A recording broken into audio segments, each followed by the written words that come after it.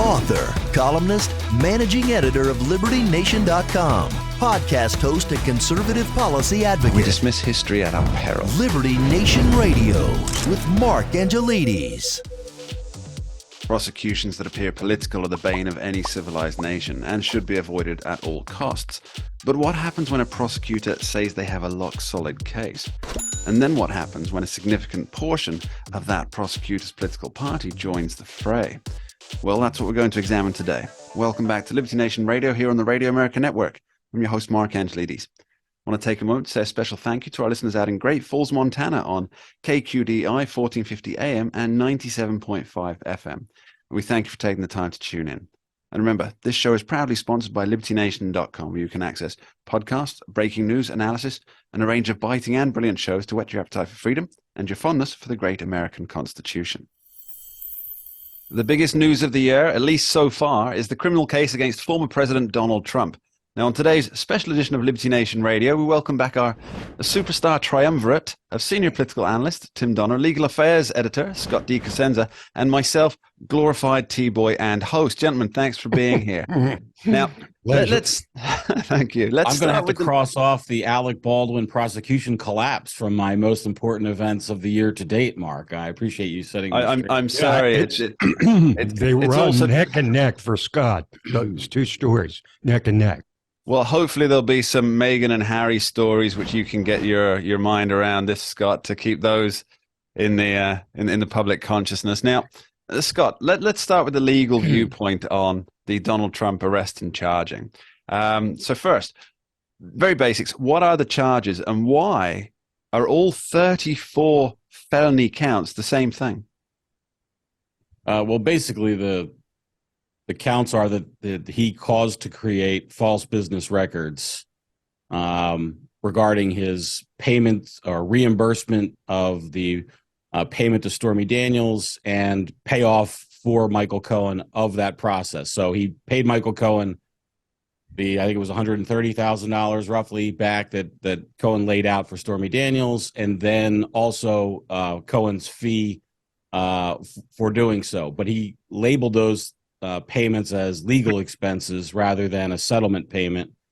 And as I understand, the creation of those was regularly occurring checks to reimburse Mr. Cohen for this. So each time the check would be entered into, that's why there's 34 counts, and they're all the same, which is that they basically caused to create this false business record in aid of another crime. Now, there's been much speculation. That's the key thing, isn't it? That what is the other crime? Because this couldn't be a felony without the in aid of another crime, right? The creation of the false business record itself under these circumstances is a misdemeanor in New York and not a felony. They need the other crime to make it a felony, and the other crime is not listed in the filed indictment. We suspect it is. By waiting to find it, no doubt, right? Those of us that are paying attention to the story and who have read the reports of people who have sources inside the DA's office say that it is about basically an election law violation, that Trump didn't correctly report that payment, and so that is the crime that then loops this into a felony. So let's just 34 felonies, as you pointed out. So the crime would be an election law filing crime. Now, the FEC, the Federal Election Commission, they actually already looked into this, didn't they, and decided that there wasn't enough evidence to charge? The immediate past holder of the office that Alvin Bragg sits in, Cyrus Vance Jr., looked at this under the precise factual analysis that Mr. Bragg found criminal liability and did not find criminal liability. That was another Democrat progressive DA looking to hoist up Donald Trump for the sake of doing so, because he's enemy number one for that group. So yes, the answer to your question is yes, it has been looked at. And of course, they didn't want to prosecute because it is a loser of a case.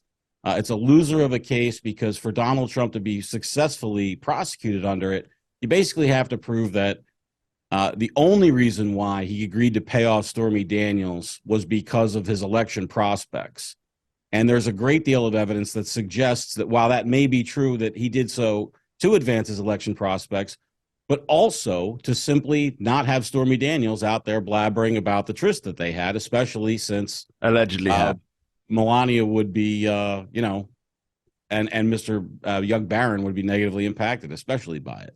Okay, Tim, you made a point on a former edition of LN Radio that financial filings like this, for example, from John Edwards and Hillary Clinton, they weren't prosecuted in the same way. What do you make of it? Well, there's two sets of laws apparently in the country, one that applies to every citizen except Donald Trump, and one that applies to Donald Trump. Look, this looks like I say looks like, to a political analyst like me, looks like a spectacular fail. It seems to me, too, that this is an all or nothing. Now, Scott can answer that because it's 34 counts of the same crime, essentially, or alleged crime. So it seems to me they get 34 convictions or they get 0. But I think everybody clearly was expecting a whole lot more than Alvin Bragg delivered on Tuesday. And I think the progressives are soon going to be in meltdown, realizing that the likelihood that this isn't going to result in conviction, even before a Manhattan grand jury in a famously left-wing city, New York's about 92% Democratic on average. It all brings to mind the Peggy Lee song. Is that all there is? Is that it? Because if that's it, it seems to me Scott can speak to the legal angle on this, but from a political angle, I think it could be a major, not just a fail, but a very damaging fail, because if this fails, how are people going to react to all the other cases that they will pound in on him, like in Georgia and like by Special Prosecutor Jack Smith? Yeah, we will be touching on those later in the show. Scott, could you come back on that point that Tim makes? And so is Tim correct in saying that it's an all or nothing result expected from the jury? Well, I think what Tim was suggesting is that you wouldn't expect to see, not guilty on counts 1, 7, 14, and 19, and then guilty on all the others. Right. It's either he directed this, and I'll just use the term that the prosecutors will use, is a scheme to enter into these false business entries, and they're all included in that, or they're not, practically speaking. I'd like to ask Tim a question about his analysis regarding the political stuff, and I want to know, is he assessing that political damage that he foresees from the perspective of Mr. Alvin Bragg? Well, remember that 20% at most of the country is progressive. Half the country is Republican, half's Democrat, essentially, if you factor in independents that lean one way or another. But in the view of the average voter looking at this, someone who may be a little bit left, a little bit right, but they don't obsess about politics, if they see that this case, they could see they didn't get the handcuffs, right? They didn't get the perp walk. They didn't get the leg irons and the things that they would have liked to get. I don't know that they're going to get them in December when the case is forwarded to. But from a progressive standpoint, let's put it this way. I think that Bragg has failed everybody. He's failed the country with a clearly political prosecution / persecution. He's failed conservatives by targeting their man for any kind of crime they could find. And he's failed progressives who largely feel that there's real crimes that Trump committed, perhaps in Georgia trying to fix the vote, perhaps in his behavior after the election, perhaps in his holding classified documents at Mar-a-Lago. But progressives have to feel that they have to feel let down by this because people were sure there'd be some kind of surprise, something that Bragg would bring up in his media availability, so to speak, on Tuesday. But there wasn't. And it has to leave everybody empty. And I don't think anybody is really pleased with this, except the people that hate Trump so much that just the fact he was arrested was enough for them. Okay, well, I think you got your answer there, Scott. Now, we'll be back with Tim and Scott after this short break, talking Donald Trump's reaction. Don't go anywhere. We dismiss history at our peril. Liberty Nation Radio with Mark Angelides. And we're back with longtime host of Liberty Nation Radio, Tim Donner, and Legal Eagle and host of the Uprising podcast, Mr. Scott D. Cosenza, discussing the arrest and charges against Donald Trump. Now, earlier in the show, we discussed the legal aspects, so let's switch to the political for a moment here. Tim, what do you make of Donald Trump's reaction to the arrest and the charges being laid out before him? Well, I think it was fairly predictable. He came back to Mar-a-Lago and he laid out what he felt was the outrage of this, this indictment. But I think he has to feel pretty good, honestly, because there wasn't a whole lot of there, right? It was like everybody was all dressed up and there was no place to go because there was nothing of real substance in the indictment beyond the fact that it was a process crime to begin with, which people can't relate to the way they can if someone is trying to fix an election or someone commits an assault on somebody or scandalously, talks about them or whatever it is. But he's got to feel pretty good because the next stage in this doesn't happen till December. So remember that the Republican debates begin in August. So think about what's going to happen here. You're going to have Trump in several debates before the second stage of this indictment and trial, if there is one. Well, at least you're going to have him tend to get extended rather than reduced. Right. So it could go, but at minimum, it goes to December. Trump is going to be in a position where he's going to be debating opponents or rivals in the Republican Party who are going to be forced to stand up for him.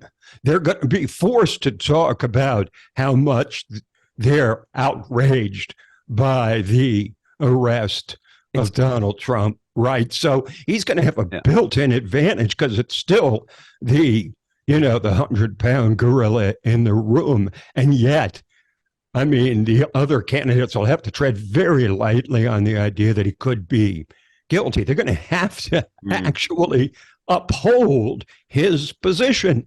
That's a huge advantage for Trump. Do you know who made that exact point was Sidney Blumenthal, who I'm sure you're familiar with. He was the senior advisor to both President Bill Clinton and Hillary Clinton. And he wrote, I think it was in The Guardian, that essentially every Republican approaching the national stage is going to have to, it's almost like a swearing of allegiance based on what Donald Trump's saying. And the idea that they can back out of that. I mean, we've had Mitt Romney in the last day or so. Obviously, he took time to add in that Trump's unfit for office, but he said that this persecution of Trump is a bad thing for America. I thought that was quite, to be honest with you, because Romney hates Trump as much as anyone, and yet he felt compelled to speak out. I was quite surprised by that. Okay, Scott, I have a question for you here, Scott. Now, Trump said during his Mar-a-Lago reception that Alvin Bragg should, or was it before, that Alvin Bragg himself should face felony charges for leaks that went out to CNN. And the leak specifically said, CNN ran with this the day before the arrest, that there will be 34 felony counts. So that leak turned out to be true. Now, I looked into this, and it seems that leaking grand jury information is, even in this day and age, Scott, a crime. Now, the question is, will anybody make a claim against him? Is it a crime if no one is ever prosecuted for it? I would dare say that trees There's falling the in que- woods. That's the question of the day, isn't it? yeah, the grand jury leaking from prosecutors' offices is rampant in the federal system. It's rampant in state systems, and nobody does a damn thing about it. And I just would guess that that's probably not going to change now and result, as a result of Mr. Trump's the leak about his case. But I support any, effort to actually clamp down on it because it's a disgrace. And like I say, prosecutors do this regularly. You read between the lines of so many stories regarding the work of grand juries. You can plainly see that a prosecutor's office is leaking. But it's gone all the way up to the point of the Supreme Court was leaking in the overturning of Roe v. Wade. I think that was less of a leak than some kind of an attack. I don't know where exactly it came from, but boy, that's an animal of a different stripe altogether. But it just shows that all bets are off in areas that were considered sacrosanct decades ago, have now gotten to the point where all is fair in love, war, and politics. So if you leak, you're doing it for patriotic purposes. But Scott, obviously Donald Trump does not want any trial to go ahead in Manhattan. I think that's understandable, right? Manhattan, I believe there's about 2 people in Manhattan who voted for Donald Trump ever.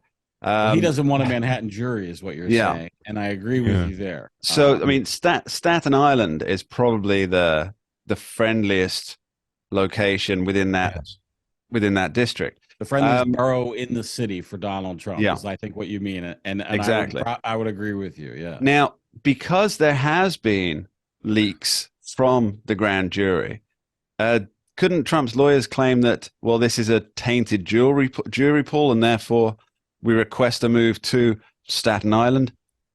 The information from which the jurors glean their news is likely not terribly different in Staten Island than it is across the bridges and tunnels in Manhattan. Yeah, it's not that remote. I mean, I guess you have more Post readers on the on Staten Island and more Times readers on Manhattan. But yes, the Times Post divide. It's not like we're in a place where they could move the trial to Schenectady and like people were like, "Who's this Donald Trump guy?" I don't know. That'll be a place for a fair trial. Yeah. He's one of the most famous people in the world. He's the former past president of the United States of America. Like, where are you going to get this jury that is? I mean, Donald Trump is entitled to a jury that doesn't have bias against him, but he's not entitled to one from a particular, zip code that he favors. The bias is for a jury from that locale, unless the case can be made that jurors from that locale are impossibly biased, but they won't be in another locale. I don't know how you're going to do it, meaning you, the prospective prosecutor, is going to pick this jury. It's pretty daunting. Okay, now don't go anywhere. On a Liberty Nation special edition, we're examining the ins and outs of the Trump arrest. We'll be right back after this short break. We dismiss history at our peril. Liberty Nation Radio with Mark Angelides. And we're back with our Liberty Nation Superstar Triumvirate, including myself, Tim Donner, and Scott Cosenza. Now, we've covered the legal angle and how things worked out for President Trump, but I want to examine what this means for the political parties in the country. Now, Tim, there's a story doing the rounds on the media that I think originated in Politico, saying that Democrats actually want the GOP to rally around Donald Trump and make him the nominee for 2024 because they believe that they can beat him.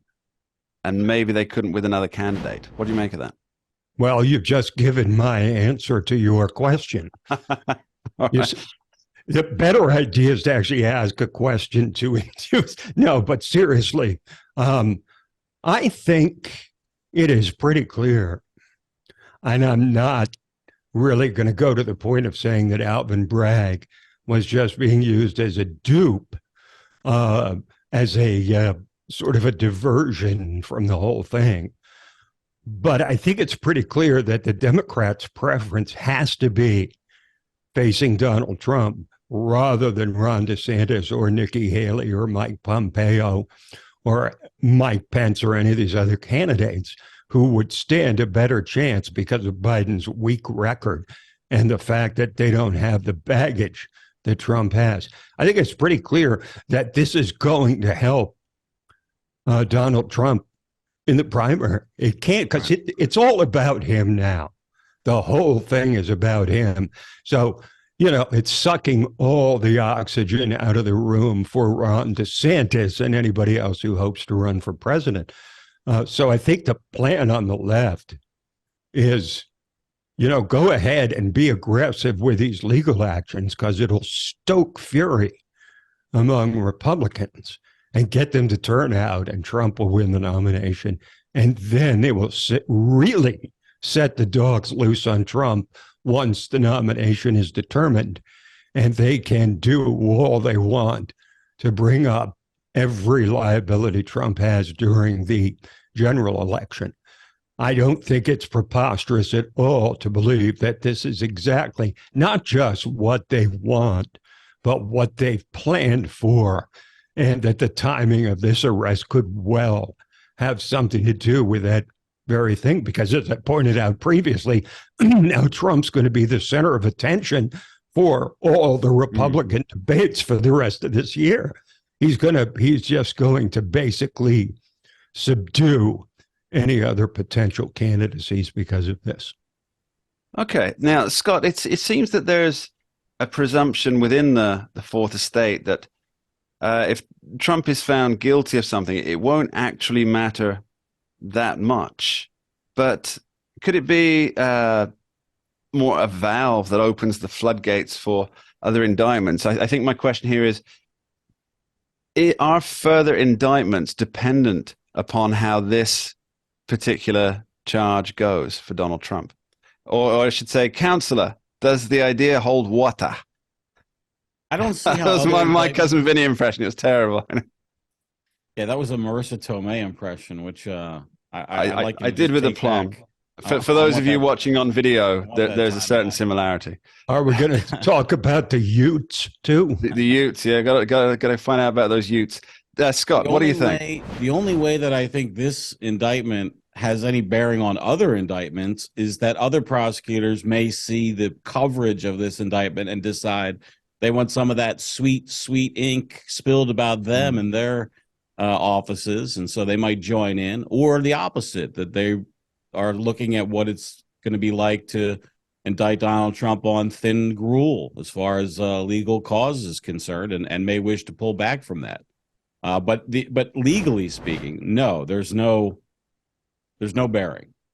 Okay.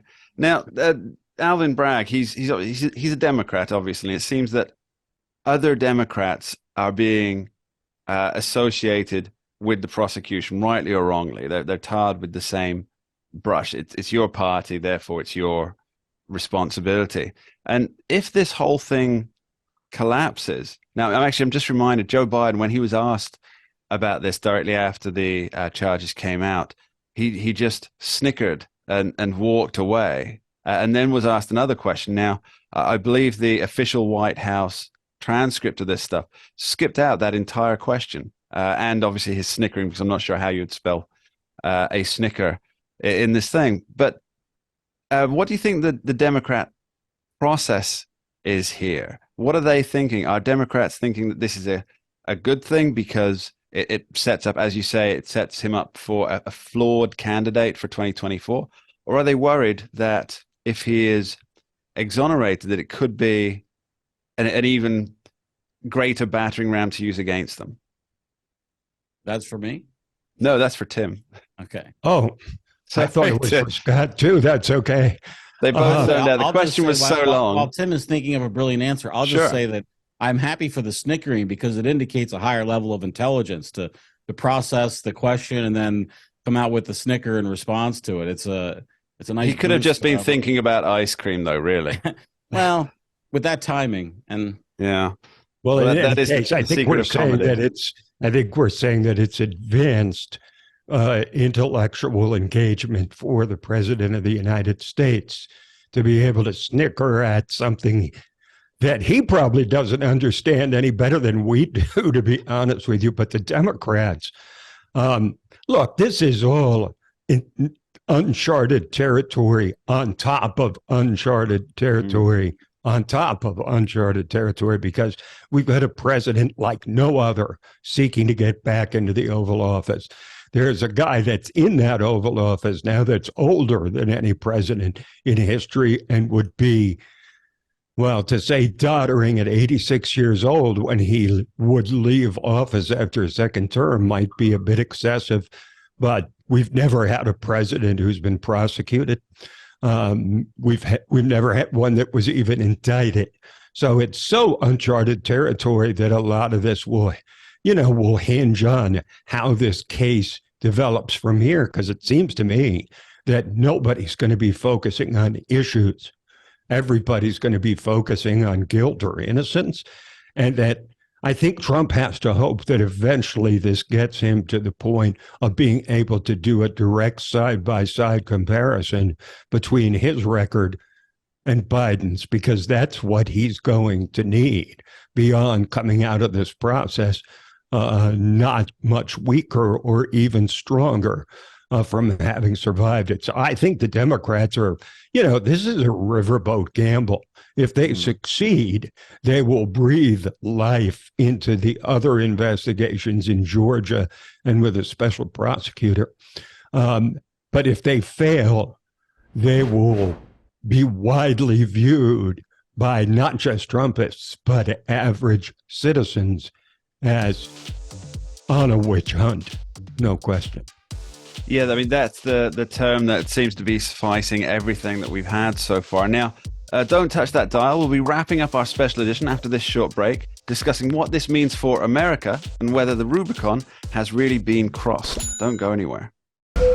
We dismiss history at our peril. Liberty Nation Radio with Mark Angelides. Welcome back to Liberty Nation Radio here on the Radio America Network. Now, we've run the gamut on every angle of this Trump arrest and the charges. And that just leaves what this means for the American people. Now, Scott, surely there are campaign issues in every single election, very few resulting in 34 felony charges. Does this, to you, smack of legal overkill? The entire thing is a manufactured political event. Overkill would refer to something where there was some rational basis for a thing that then got extended out beyond a measure by some impetus. That is not this. The entirety of the thing is corrupt to its core. It's an attempt to punish Donald Trump for being Donald Trump. It's naked political aggression laid bare in the form of lawfare. That's what this is. Scott, I figured that would be your answer, but I wanted it there as a prelude to the follow-up question. How damaging is this? Will it become open season on politicians for prosecutors around the country? Well, I'll tell you, these things are better viewed in hindsight to determine what their effect is. When you're right in it, it can seem more important than it is. But boy, this does seem like it would deal a body blow to the notion that prosecutor decisions were somehow based on a higher order level of decision making with some sort of noblesse oblige or duty involved, rather than what this is, again, just a rank political attack by somebody who also has the power to use the state to deliver that attack. It is words escape me to describe how bad I think this is in terms. Do you know of what it reminds me of, abuse. Scott? Tim, I do want your follow-up on what Scott's just said there, but I have to point out, this really reminds me of an old Looney Tunes skit. I don't know if you remember the one with Bugs Bunny and Daffy Duck, and they're swapping out signs saying duck hunting season, rabbit hunting season. And it seems to me that people are just trying to target each other as quickly as possible. In the end, obviously, Daffy Duck, I think he gets confused and holds up duck hunting season, then gets his beak blown back around his head. Not that I watch that many cartoons, haven't done for 30 years or more, right. I guarantee. Sure, Scott, we believe you. Scott. Mark, sure, we believe it's you. radio. We could have blamed that on Scott. Now, Tim, what's your take on this? Well, look, I think my take on it is embedded in the title of my piece about the Trump indictment, Justice, Soviet Style. Okay, it was a secret police, the chief of secret police in the Soviet Union during the reign of terror of Joseph Stalin, a guy named Beria, who said, show me the man and I'll show you the crime. And that was his way of saying, if we want to get you, we'll use any pretext to do so.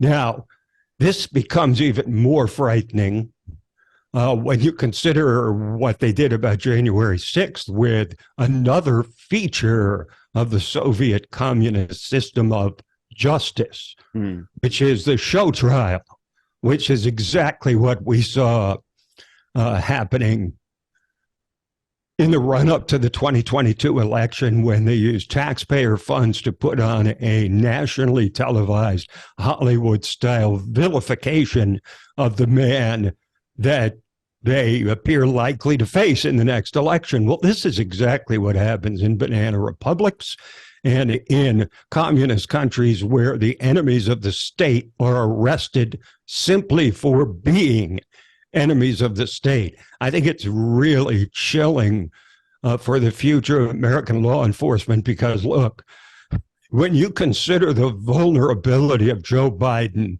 and Hunter Biden and James Biden, the brother, and then the daughter as well, there's some real meat on the bones for Republican prosecutors to go after the Biden family syndicate. And now, at the very minimum, they won't be able to stop because of the fact this has never been done. Nobody does this. It'll be seen strictly as a political prosecution. Well, you know what? The chains are off now, and it's open season for any prosecutor to make a name for himself by charging someone on the left who is a rising candidate for president or even for the Senate or Congress or anything else. You know what that reminds? Sorry, just a quick comeback on that. When you say it's like a Hollywood style, I mean, that's so much closer to the truth. The January 6th hearings, that's so much closer to the truth than your words give it, because there was an actual Hollywood producer, brought in to stage manage what evidence gets presented when, in what settings, and essentially direct the whole thing.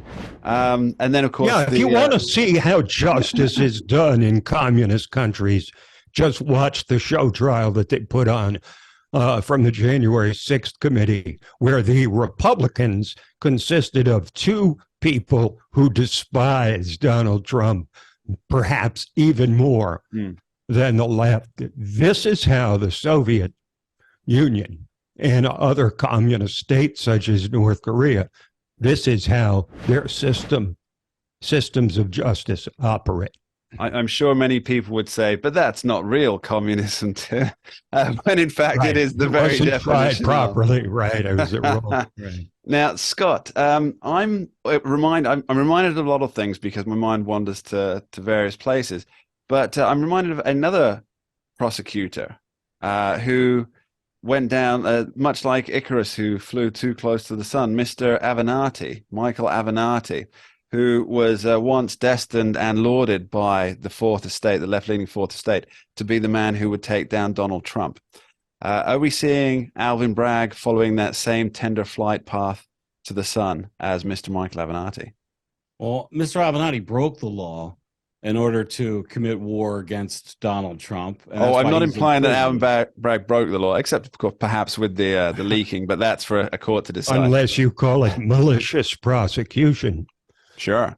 What I'm talking about is the vehemence with which Avenatti stalked Donald Trump to the point of trying to bring him down. Now, it seems to me that Mr. Bragg is also stalking every avenue of Donald Trump's, looking behind the sofa cushions of Donald Trump's life to try and bring him down.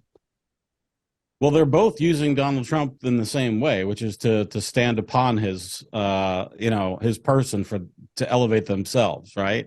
Yes. So in that regard, they are both the same. And Mr. Trump, as a former resident and business owner operator in Manhattan, there's a nexus there for Mr. Bragg for a lot of activities. So to the extent that he wants to keep looking for a reason to make hay with Donald Trump's life, he's ideally suited to.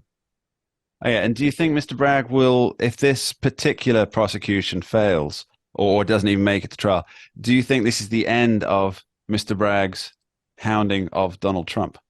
I can't understand why. I mean, if you're going to, I think that Mr. Bragg is either deluded or corrupted, and I won't presume to judge him that he is corrupt. He probably and maybe even believes that this is somehow an appropriate, tricked himself into believing that this is an appropriate prosecution. Either way, I don't see how that would retard future prosecutions unless he has some sort of a revelation that this is the wrong course. So. Okay. And Tim, the final word for you. I want you to put yourself in the mind of not somebody who's a senior political analyst, not somebody who's been a Senate candidate, indeed, a U.S. Senate candidate, but somebody who, just gets their news from either Fox or CNN. They're not heavily invested in politics. How does this look to that guy? Somebody who's not particularly Democrat, not particularly Republican. How does it look to that guy? I think it looks awfully flimsy, and I think it looks like they are targeting him for specialized prosecution in a method that's never been tried before. I think that's pretty obvious. The question is how many people are put off by that, because you've got Republicans and Democrats who are as balkanized as we've ever seen in this nation now. The divide is as stark as we've ever seen. I think the average person, as well as Republicans and Democrats that are involved, are going to turn their lonely eyes to Georgia to see the outcome of that trial, where Donald Trump is accused of trying to step on the Georgia governor to find more votes. I think that's something that people can at least understand more than this. But I think people are left kind of empty, honestly, because they thought it'd be something big, and it isn't yet. They still see Trump being arrested. So at this point, I think it's really confusing for people. Okay. Tim Donner, Scott DeCosenza, thank you ever so much for being here. Much appreciated. And that's about all we have time for in this week's special edition of Liberty Nation Radio, heard coast to coast here on the Radio America Network. I'd like to take a short moment to thank our guests, Tim Donner and Scott DeCosenza, and to extend my thanks to you, the listeners out there in Radioland, for taking the time to join us. My final thought for this week concerns the nature of fair play. President William Howard Taft once warned, "If they will play fair, I will play fair. But if they won't, then I reserve my right to do anything I find myself able to do." And this is a relatable concept, isn't it? If others play by the rules, then so shall I. But what happens if one player perceives the rules as unjust? Well, that sets the cat among the pigeons. Indeed, and it's a question that reminds me of what George Orwell wrote on the subject of soccer. He said, "Football has nothing to do with fair play. It's bound up with hatred, jealousy, boastfulness, disregard of all rules, and sadistic pleasure in witnessing violence. In other words, it's war minus the shooting." Well, let's all just hope that politics can, for once, bring itself above the petty fray of sports rivalry. For once one side sees or perceives that the rules they have followed are not fit for purpose, well, that's a dark path that we can all hope does not get trodden lightly. We dismiss history at our peril. Liberty Nation Radio with Mark Angelides.